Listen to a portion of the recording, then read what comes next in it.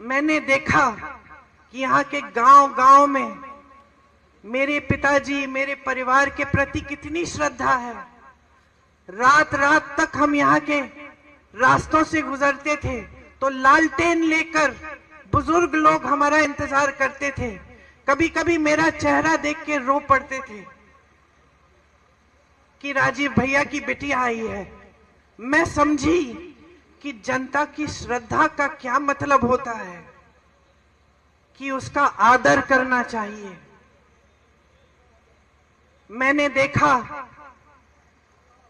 कि किस तरह से मेरी माताजी जब आई कैंप में जाकर बच्चों की आंखों में बूंद डालती थी, दवाई डालती थी, तो किस तरह से उनकी माताएं खुश होती थी।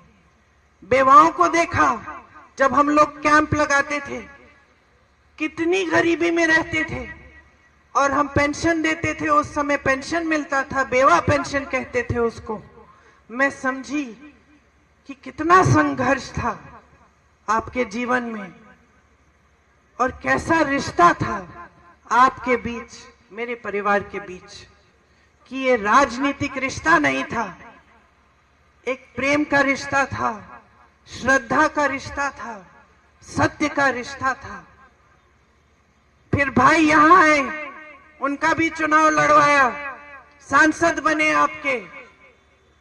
आपके लिए खूब काम किए।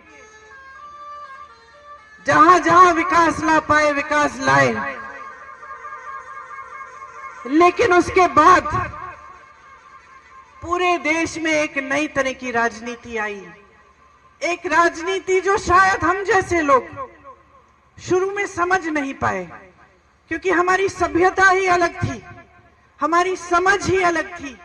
हमें सिखाया गया था कि जनता के सामने झूठ मत बोलो, हमें सिखाया गया था कि जनता का आदर करो, हमें सिखाया गया था कि जनता सर्वोपरि है। और हम अपनी आंखों के सामने देख रहे थे कि एक नई राजनीति उभर रही है जो जनता के जज्बातों का इस्तेमाल कर रही है, सत्ता बटोरने के लिए जनता को गुमराह कर रही है। यहाँ अमेठी में आए ये लोग क्या समझेंगे, स्मृति जी क्या समझेंगी? ये तो यहाँ पे आपके लिए थोड़ी आई, ये तो राहुल जी को हराने के लिए आई हैं, ये राहुल जी से लड़ने के लिए आई हैं, ये आपके प्रति श्रद्धा की वजह से नहीं आई हैं। वो कैसे समझेंगी ये रिश्ता?